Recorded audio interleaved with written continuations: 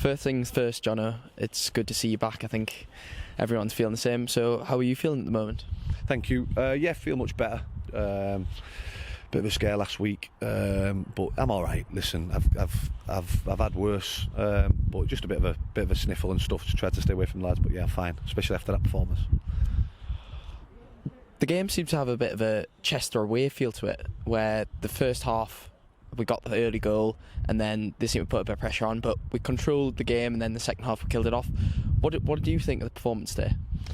Well, I thought the first half was one of the most perfect away performances you'll see, a bit like the Chester one actually, yeah, and a bit like Chorley in the sense of they had a lot of ball, but apart from James Curtis's block tackle at the end where it's gone into Harry's hand at the end of the first half, they didn't really threaten us. You've got to accept that when you come to and listen, Curzon are a decent side, they've had a great season.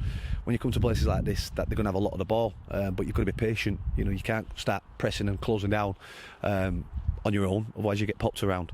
So I thought we kept shit really well. I thought the way we broke on the count was outstanding. We had a couple where Glenn smashed one across the box and Ram had just missed it at the back post, and the one where Jude's just curled one past the far post.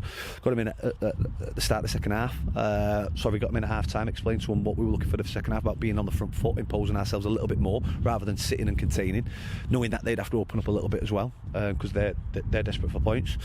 And I thought we were absolutely unbelievable second half. You know, I thought it was an all-round 10 out of 10 performance, but I thought second half the levels of performance from individuals and as a team was outstanding. The subs coming on, young Ethan getting his first goal, Spokesy, Claudio, I thought everyone played a huge part in that. It was a really strong squad performance.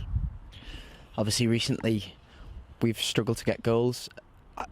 To get 3 today, especially for Taylor to get 2 in his first since breaking the record at home to Kettering, how much of a relief do you think that is for him to now start getting his goal scoring run going again? He's a top centre forward and there's no concerns with Glenn. He might go 3 or 4 and then he'll come back with 10 in 8 or whatever he does. That's what Glen Taylor does. So, and he's a human being. That's what human beings go through bad runs of form. We play football, and Glenn's no different. But his performance levels have always stayed the same. That's why he plays 95 minutes every single game. Looks after the ball. I thought his performance today, taking the goals away from him, his performance today was a proper old school number 9. And when you've got the lad next to him, Jordan Fulis, who works the channels, who runs in beyond, constantly stretching the opposition, they're the perfect partnership as a front two. But I thought Glenn's work rate over the last few games has gone a little bit unnoticed. Well, obviously missed a penalty last week, a couple of great saves off the goalie, but he's deserved them goals. But there's never any concerns with in terms of Glenn, and the same with us in terms of not scoring many over the last few games. There's no science in football. I've seen teams not win for 10, all of a sudden go and win 4 on the bounce. So it just sometimes, and I've talked with these guys quite often about it, you fall on the wrong side of margins and sometimes you fall on the right side of them, but it's a habit. You know, you start taking, you look at Jordan Fields as an example, he could have had 4 or 5 today, but it's just one of them days where it's not happened for him, whereas it did for Glenn. He's had 2 shots outside the box and they're both flown in.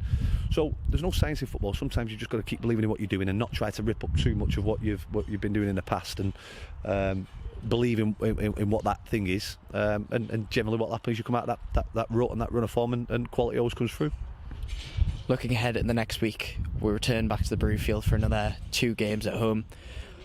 How vital is it to return back to in front of the home crowd in such a vital run at the moment of fixtures? Yeah, 2 home games coming up Tuesday and Saturday, 2 toughies, and with a lot of pressure on us. None of us pretend that the ambition isn't to get in the playoffs. That's what it is. So we said to the lads before the game, it's a minimum of winning 7 games from 9. It's now 6 from 8 is a minimum just to get in. That still might not get you in. So these games just present opportunity to try to get 3 points on the board, but it's also 3 points of opportunity for Bradford to put on the board as well. So if we turn up complacent like we did against Telford, then we'll get the result and performance that we did against Telford. If we turn up like we did today, hungry, play with an intensity and a tempo that suits the team, the squad, then we'll be absolutely fine. But listen, I know I weren't now last Saturday, but listen to these 2 on the radio, and we put in a stunning performance, especially the second half against Brackley.